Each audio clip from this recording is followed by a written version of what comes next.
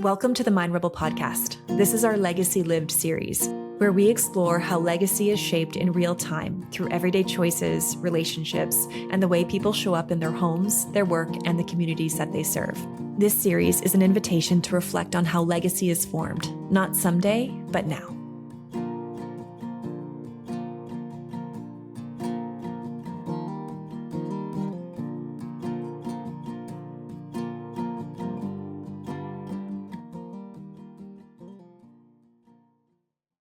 So before we dive into this conversation, I just want to kind of ground us into what this series is all about and set the stage for this conversation. When we talk about legacy, we're talking about something that's lived today, quietly, loudly sometimes, but consistently throughout how we live our lives, throughout how we move through our days. Yeah. It is shaped in these everyday moments, in the choices that we make when no one is watching, especially when no one is watching. It's how we relate to ourselves. It's how we relate to others. It's how we are in service to others. It's how we're devoted to our own lives and the growth that we devote to.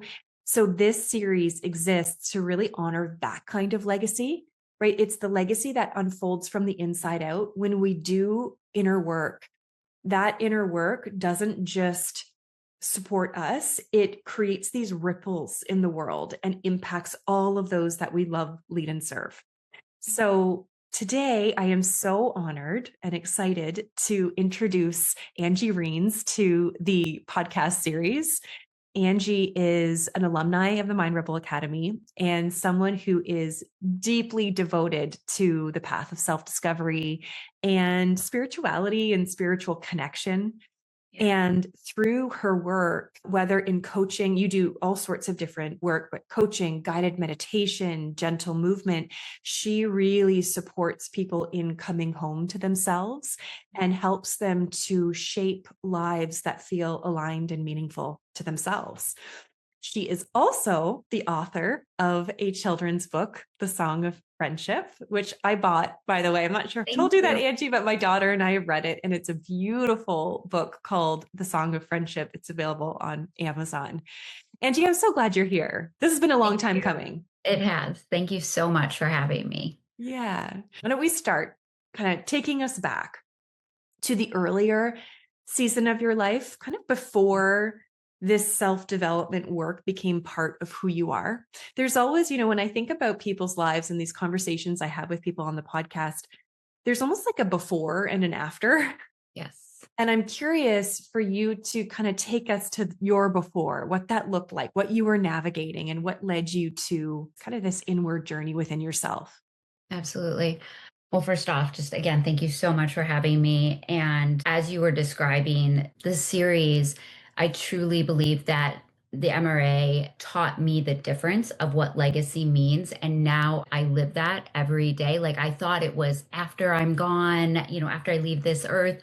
But now it's like every day I truly believe that I'm creating legacy in the here and the now. And that's something that I don't know that a lot of people understand and get. And if we can live more in that place, what a beautiful life we're creating. To go back, it's interesting. As I was just reflecting on the season or the time prior to like where I'm at now, I feel like it was something that was deeply inside of me, even as a child. Like I always felt like there was kind of two sides to me, almost like a good and a bad, the devil and the angel sort of thing. And I was trying to navigate those. And I feel like for such a long time, I was fighting maybe who I was meant to be and who I believe that I am today. And it was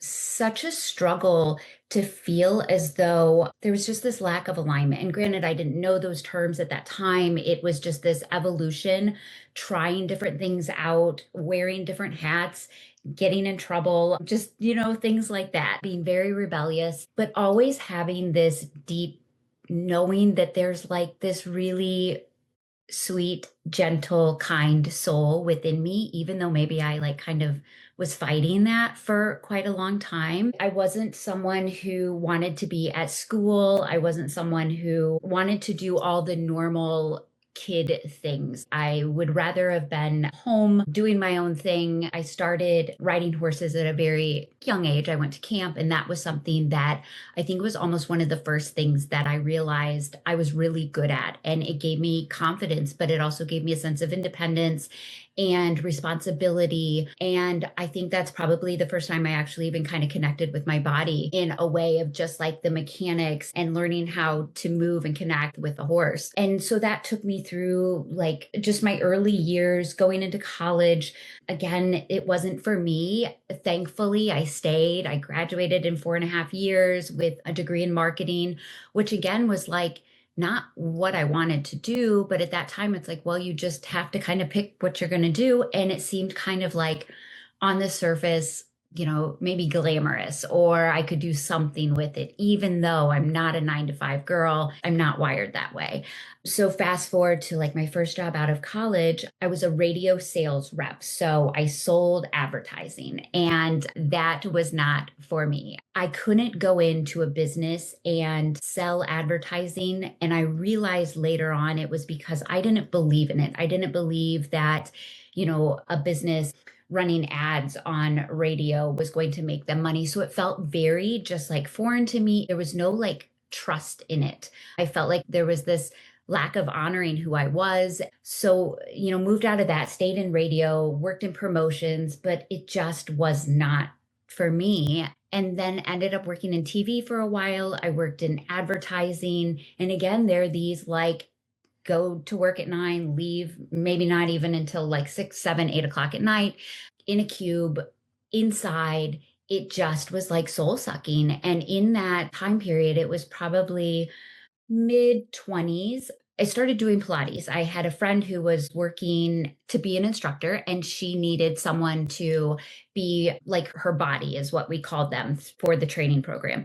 And she asked me if I would do it because she knew I was a runner at the time and how dedicated I was, and that I would be a good candidate for this. And I was thrilled. I was like, absolutely. I've done a little bit of this, but nothing to the extreme of working with the equipment. And it's just a very beautiful movement, very supportive to the body.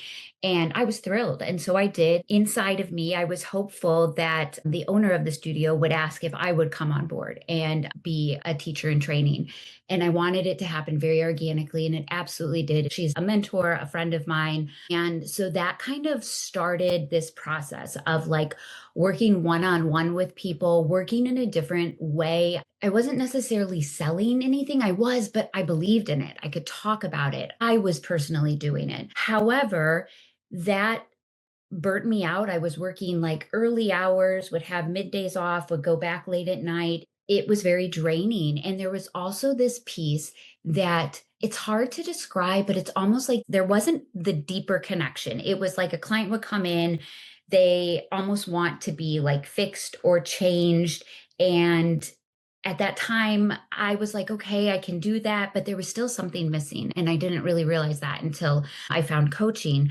So did that for quite a while, got extremely burnout. Thankfully, my husband was just like, it's okay if you leave this for a while. Like, I know you love it, but this is no way to live. Like, your happiness is the most important thing.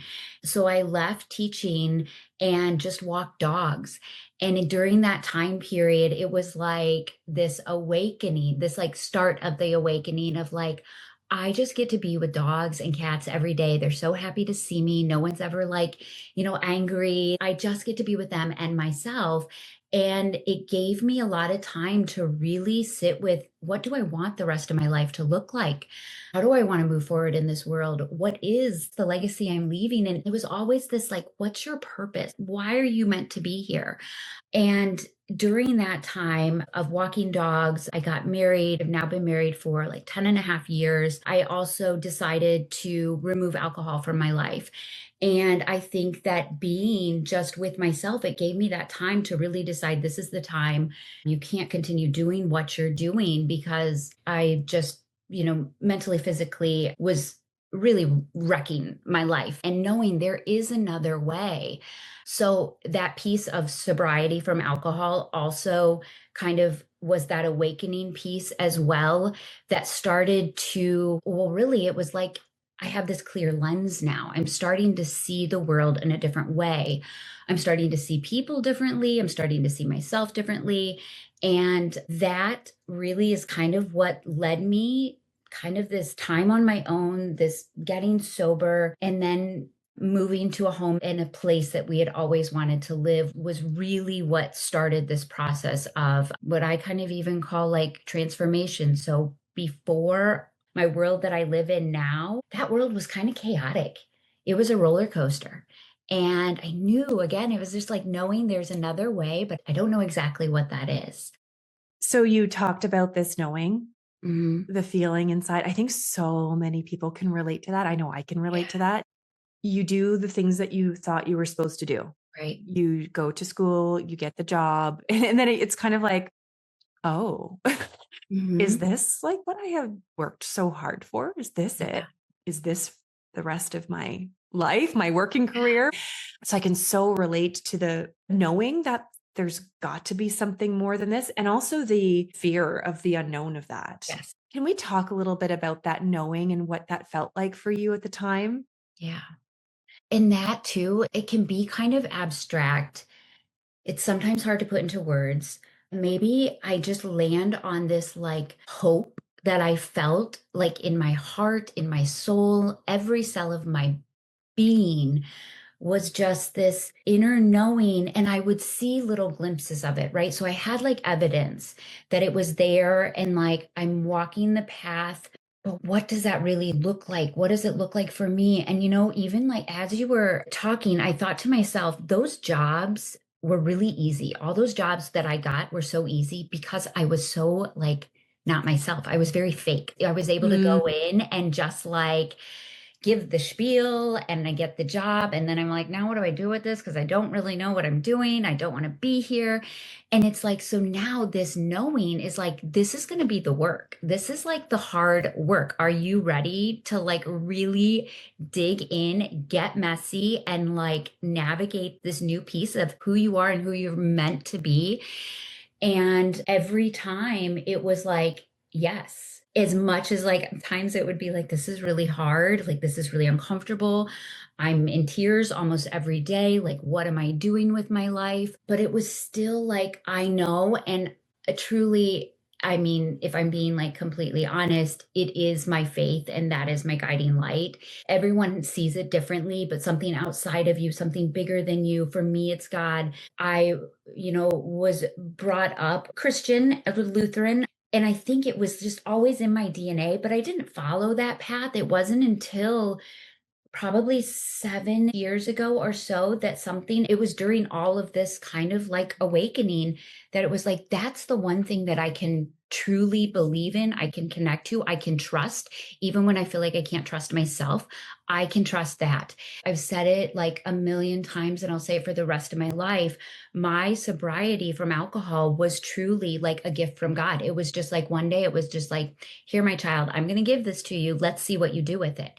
And besides marrying my husband, that's been the biggest blessing in my entire life. That was like one of the first steps to, are you going to be able to do this? You're going to be in situations that could tempt you and just all that sort of stuff. But it was like, that was the other thing that I really was so grounded in. This is the most important thing in my life for my future, is to remove that and to continue moving forward. So yeah, that knowing is just a direct connection to my faith, that piece that's like, oh, so deeply inside of you that it's so hard to even describe sometimes. mhm. Well, you described it so beautifully. Thank you. Do you ever wonder what your life would look like had you not started listening? That's just such a good question. I wouldn't be here talking Mhm. to you.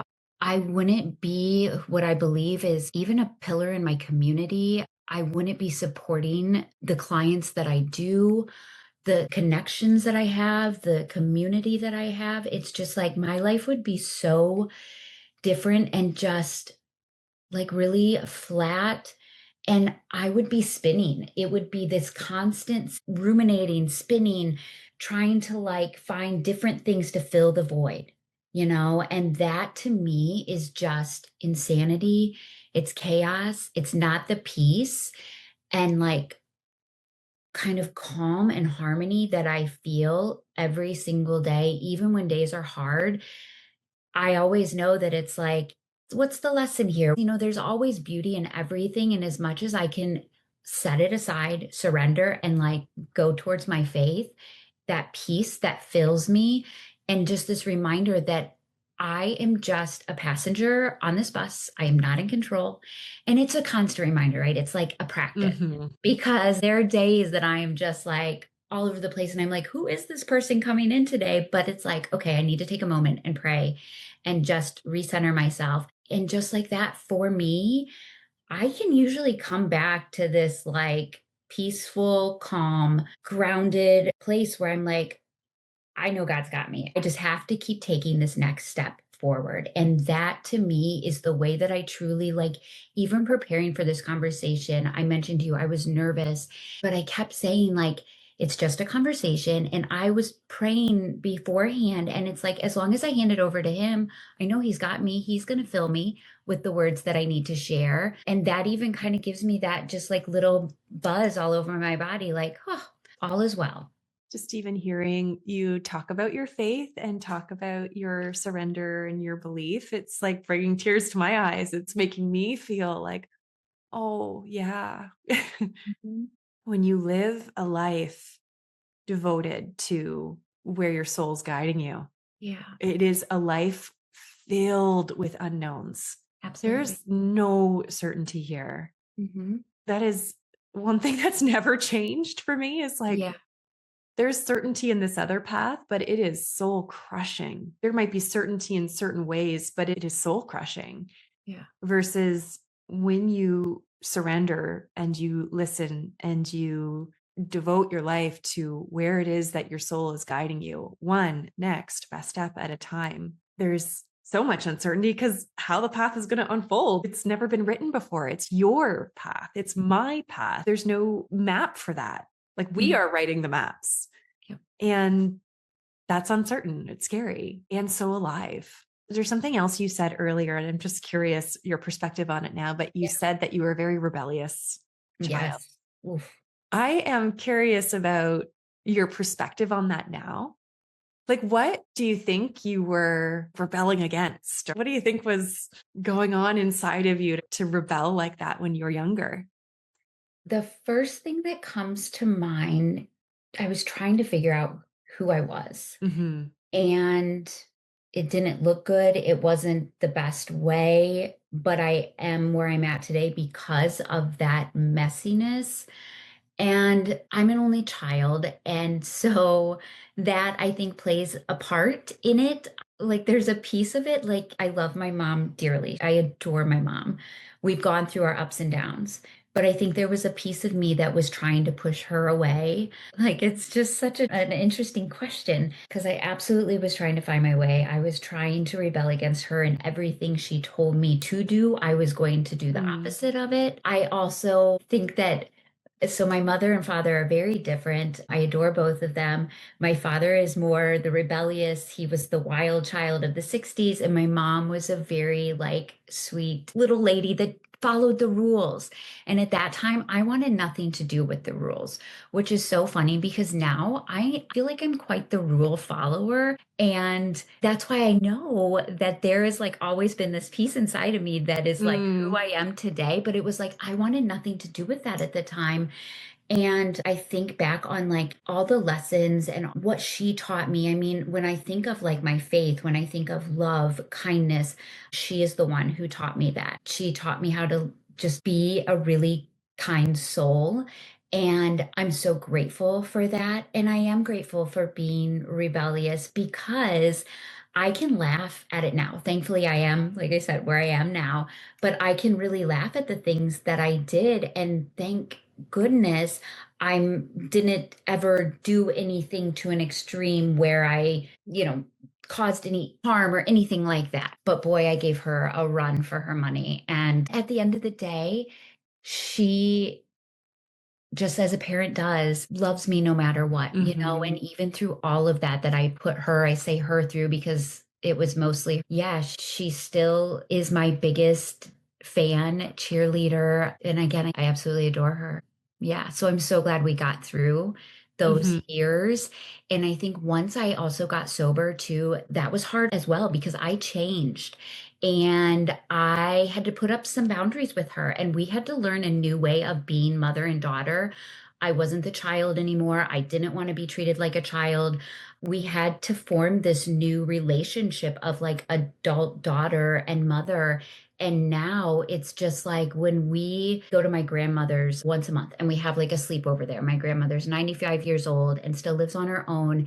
And we go visit her. And after we're done staying with her, she goes one way and I go the other. But we always stop and have coffee for about an hour and just chat, just her and I. And it has become like our coffee chats. And it's like the best time because we can just truly support one another, see one another. You know, she is able to share what she needs to share with me. I'm able to share with her. And had we not gone through all of that, we wouldn't be where we are today. Sobriety seems to be such a cornerstone of your journey. Yeah. You said that you changed. Hmm. Can you tell us a little bit more about that? What changed Yes. in you? It's actually taken me quite a while to be able to like really articulate this, and I'll try because some days are better than others. What I've come to realize is that probably in my first 5 to 6 years of sobriety, I was just trying to figure out who I was. I used alcohol for such a long time as a coping mechanism, as a way to quiet things down, as a way to show up differently, as a way to be not so, I don't know if I really want to use the word introverted, but possibly a way to socialize and not feel so nervous, maybe. And for quite a while, I felt like I couldn't even be in conversation with people. Like I was like, what do I even have to offer? I don't even know who I am. You know, everyone's talking, da, da, da, da, usually in social settings with alcohol. And that seemed to be able to give people what they needed to fuel their conversations, to fuel fun. And I'm just like, I would rather be at my house with my animals. I just feel like I don't have anything to offer. That was what I kept coming back to.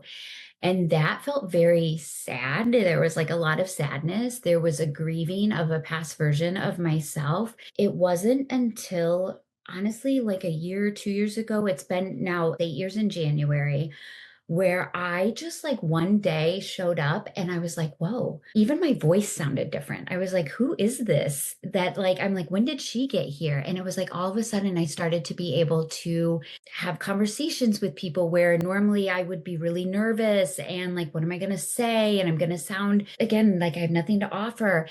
That really opened up when I started the MRA. That really shifted. And I remember like when I had to do my video to introduce myself, I remember saying, I want to take the mask off. Like, I just don't want to wear this mask any longer. And over time, I have really evolved into just feeling like this quiet confidence where it's like, you got this, you are you. And I've built these layers of confidence where I'm just like, I trust myself. I think that's the other thing is I didn't have a lot of trust in myself. I didn't trust that I could show up without having some sort of substance to help me get through whatever it was. I dealt with a lot of different body images since I was really young. And so I felt like I couldn't trust my body. I felt like I couldn't trust what was playing in my mind. And so that's been built over time as well as this deep like trust and love for like who I am now. So, as these changes are happening internally, slowly over time, that's really important for people to hear that this is not an overnight, as you describe that, the work that you had to do Mhm. to continue to build those layers of confidence and trust in yourself. That is like decision over decision over decision over choice over choice over choice. That's the invisible work. We talk about that a Yeah, lot in the MRA, like the invisible work that no one sees. right. And then slowly, then suddenly, Mhm. one day, there's a new iteration of you in the world Yeah. and you show up differently. Mm. And this confidence and these beliefs, these new neural pathways that have, began firing, that literally impacts how you show up in the world. I'm curious how that impacted the relationships and the people around you as you made that shift. Yeah, that's a great question. Well, it's interesting because as an adult, it is harder, I believe, to create or build really meaningful relationships that are like your soul people, your soul aligned people. It was like I had to try it out. I had to like test the waters. How am I going to be received, without over questioning, over analyzing, which I still can do because I still go back to like being an only child. I think it is and maybe was harder for me to create friendships. And as an adult now, especially with like this new lens, I see things differently. I have deep feelings where I know, like, yes, this is an aligned relationship, or nope, I've got to, like, this is not for me. And I can trust those things. But it was like I had to start putting myself out there in ways where I felt safe, safe with the people, safe with the situations. And once I started to get some like positive feedback and some evidence of like, oh, it's okay.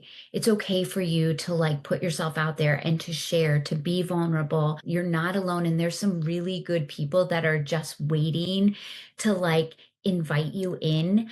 And boy, I don't even know if I should say I've created, but there has just been like this opening to new relationships, friendships that I had no idea were in store for me. And they are some of the best, most fulfilling.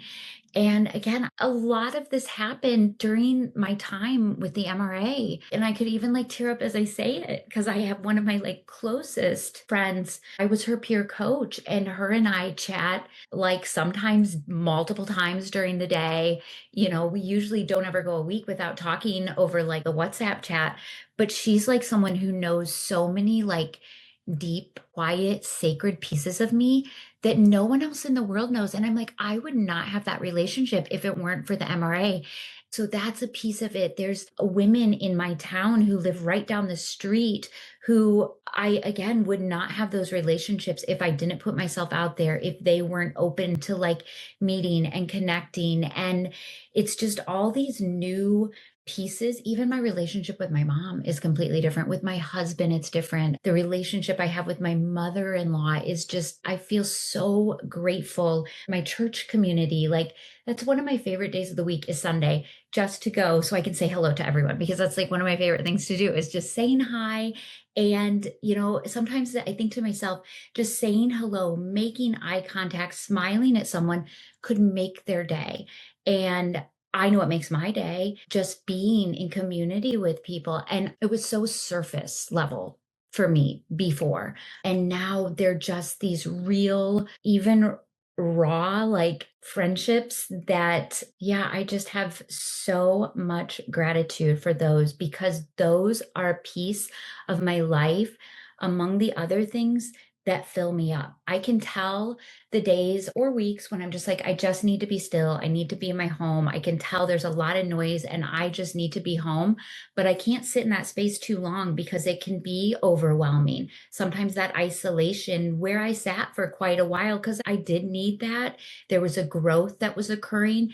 And at the time, the medicine that I kind of needed was to just be with myself and with like my close people and my animals and nature and God. But now it's like when I have kind of had too much of that, I'm like, okay, you've got to push yourself. It is a constant like push yourself to go interact, to go out to social settings or whatever it may be. But I always have pretty much a time limit on it too. Like I know I'm there for like an hour, maybe 2 hours, and then I'm like, okay, this is good. I've got my fill. Now I can go home and like recharge or whatever. So yeah. Again, as you're speaking, I'm like, oh, this is legacy lived. Everything Yeah. you're saying, it's the way that you move through the world. It's the small things, Yes. it's also the big things, but so often it's the small things, the smiling at people at church on Sundays, the asking people how their day is, the deep connections and friendships that you get to make. Like these bring so much richness and meaning to your life. And because of that, they bring richness and meaning to other people's lives. Yeah. It's so clear that relationships and connections are so important to you. So I'm curious, when you think about the people in your life, whether it's those close relationships or even peripheral relationships, people in your community, or those that you are supporting directly through your work, what do you hope they feel in your presence? That's such a great question. I hope they feel seen, heard, loved, valued. It's like that isolation and that loneliness is so devastating. It just sucks the life out of you. I witness it in our world today. I can witness it in myself when I've been in that space. And it's one of my biggest fears. And it comes from being that only child is like, what happens when everyone goes away? Like, and I'm all by myself. I just hope that they feel so like welcomed, loved, meeting them where they're at, whoever they are, wherever they are in their life. The ICF principle of being whole, capable, resourceful, and creative. That is something that I commit to daily in relationships, in my work with clients, in just seeing people and just trusting that, I have no agenda to try to fix or solve anyone. I'm just here to like hold space in whatever way that may be. And that is something that I really, again, learned through the MRA because I was someone who I thought it was my purpose to come in and try to fix whoever needed to be fixing and give them all the advice in the world. And now I've learned that no, truly, we all have our own wisdom, our own answers, our own resources, and we're all so capable. But so often it's like, if you don't have that opportunity to express, to share, explore, discover all this stuff with someone else who's just seeing you as this like whole person, this whole being, it makes it really difficult to get to dig into those answers, to like peel away the layers and untangle the stuff. And I've seen it time and time again when there is this partnership of two like equal people that are just there to hold one another. It's life-giving, it's medicine again for the soul. And that's why I love coaching so much in the work that we do. Speaking of that, tell us a little bit about the work that you're doing now. So that has evolved as well. I think of it as like the building of me into who I am now. There was this building of that work. And as much as I was like, wanted it and still want it right now. It's like, I don't like to use that word want, it's going to come in God's time, Mm. not in mine. And I think back to like what you say, the hows are none of your business, like knowing your why. And I know my why and I know it every single day. And I'm working one on one with clients. And it's just recently been within the last 6 months that things have started to really move forward for me. And it took me a while, but it was like, again, I just had to keep showing up as this version of myself. So 2 years ago in April, I said, like, one of my goals when people asked me what I did, I was going to practice saying I'm a coach. I feel like I learned that from you because I think there was one moment that you Yep. said that in a podcast or just somewhere you shared that. And it felt like this is the right thing to do because I need to just practice saying this, feel it, be able to start to explain what it is. All of this has been like, I look at it as a practice exploration. Nothing needs to be perfect. Good is good enough. And it was actually the first time that I said it. I met another coach in my community. When she asked me what I did, and I was like, oh, I'm a coach. She's like, so am I. I was like, Oh, what? No hilarious. way. And so that just like, moved me forward. And she and I still connect. And we actually are meeting up next week. We love meeting, but still see if there's something we can do together Together. in the future. So that was a piece of like that next step. Okay, well, what's the next step? Then I started writing, I graduated from the MRA. I started practice coaching with friends and family, which was great. But at the end of the day, that's a really vulnerable place to be coaching friends. And because I would get that feeling like, I can do this, I can get you to where you want to be, which is not how I want to be in coaching. Yeah. So I learned my lesson with that. Then I started showing up in an email format where every other week for the last, it's been close to 2 years, I send out these mindful musings. And it's a way for me to share either what's going on, maybe a topic or a theme that's come up in my life, but just to, again, keep like this forward movement, connecting with people. And that's been really helpful. And just staying committed to that. For me, I was so scared to put my words out there to share in that way. But it was like, as soon as I did it, it was like, okay, this is a part of my process now. This is a part of reaching new people in a different way. And then just like randomly knowing people who have said, Angie's a coach, and then having a client that I work with from word of mouth. And that's been the way that I wanted to do this work, is just grassroots. My degrees in marketing, I know marketing, I don't really want to use it on myself because this is just a very like, it's from my heart. And, and it's like all that stuff feels awkward to me. So I'm trying to figure out the way that's best for me. And it's been quiet.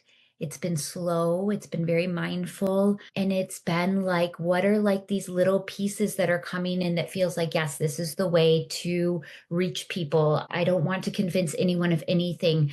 I know that when it's meant to be, it will be. I had an old client who recently I'd been thinking about her, and then she sent me a note, and I'm like, oh my gosh, we're so like on the same vibration.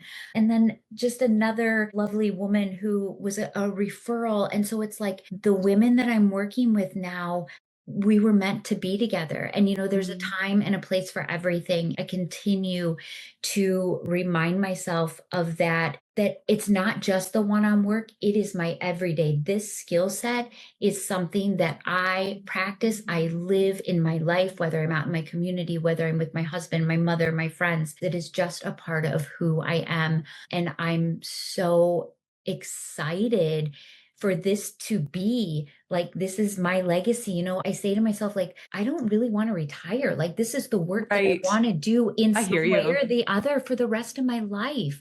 And what a gift that I had the opportunity to support people in this way. When I think of my teaching life, that season of life, I would have clients say, even when I wasn't working with them anymore, I still hear your voice saying, da, da, da, da, da. And I'm like, I hope that in a way there's like my energy or the love that isn't even spoken, that people still feel even when I don't see them anymore, even when we don't work together anymore. I just feel like that's so impactful because I know that's the way I feel about you, just the MRA in general. It's just like, even though we don't see each other the way that we used to, it's still like a constant, and like it is a lasting legacy that I feel so grateful to just embody. Oh my goodness. Again, everything you're saying, how you said earlier you were nervous and you were Yeah. like, well, God's got me. I'm like, oh, God's got you. Everything you're saying in this conversation just feels like life goals. You are the embodiment of life goals. You are the epitome of legacy lived every single day. It's in your energy. Like, what a gift it is to be in your energy, and what a gift it is for your clients to be working with you, for your community members to be in community with you, for everyone who gets to be in proximity with you. What you radiate, it's very impactful. Thank you. Thank you so much. I'd love to circle back on your book, Yeah. Song of Friendship. I Yeah. am so curious. One day I know I'm going to write a book. I know it's in me somewhere, but I am so curious. Where does that fit in your journey of writing a children's book? Where does that fit in your journey, and what pulled you to do that? That is a great question as well. The only thing I land on, it was something that God like put in me. I don't have children. I'm not having children. But in 2016, my mother was going through a really difficult time. Her and my father were going through just a difficult time. And she would tell me how she would go on walks every day. And there was this blackbird that would basically meet her when she was ready for her walk and would walk with her the entire time. And like they would end up, she would go on her way. Every day he would show up. I was like, that would be a great children's book. I just feel like that's beautiful. And she, I think I said this, she was a kindergarten teacher, second grade teacher, speech therapist. So reading was huge for us when I was growing up. She always read to me. That was just something very important in our relationship. And I happened to meet a woman who was working to be an independent publisher. And she had never done children's books before, but she's like, why not? Let's see what we can do. And I was just working on my own at the time, and had this idea. We worked on it, but it still felt like there was something that was off. And I asked my mom, would you come on board and help me with this? And she was just like, of Oh, course, wow. absolutely, I would do this. She was retired by that time. And so we created it. It was ready to go. We had an illustrator. We just didn't really like that vibe. And I happened to have a girl that was working for me at the time whose husband was a graphic designer. And I saw some of his work and I was like, would he be interested in this? And she's like, absolutely. So, it's so interesting. We did all of our illustrations and communication via email. It was before Zoom even existed. I mean, he would just like send us, either pictures or files of all of his illustrations, and we would go piece by piece, layout by layout. And by the time 2020 hit, it was finished, it was complete. However, our publisher, because of COVID, she was like, I'm done publishing. I'm going back to my like full-time job as a lawyer. But here it is. I can say you could go to Amazon to try to self-publish. You could try to take it to a publisher, the manuscript, and see. And so I sat on it for quite a while, chatted with one publisher at one time, but it was going to cost just more money that I wanted to put into, and kind of forgotten about it. And I was on a call with a mentor, and something just all of a sudden was sparked to me. And I'm like, wait a minute, I have a children's book. I need to figure out what I'm going to do with this. Like, this is ready to go. Like, it's time. And again, it still took me some time to figure out. And then last January of 2025, I was on Amazon trying to navigate it, figure out the templates, all that sort of stuff. It just wasn't working for me. And thankfully, there is a friend of a friend whose husband is a graphic designer. And I asked, is there a way that you could help me format this? And he's like, of course. Within a month's time, it was ready to go.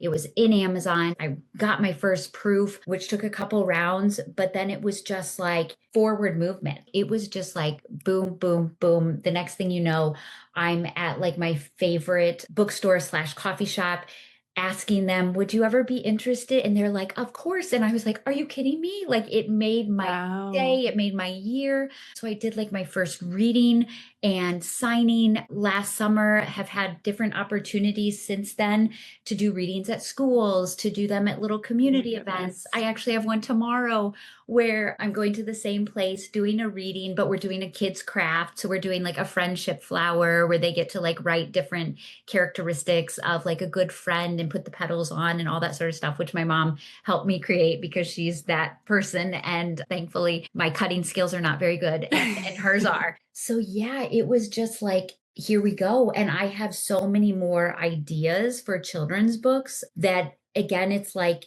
the steps, the process.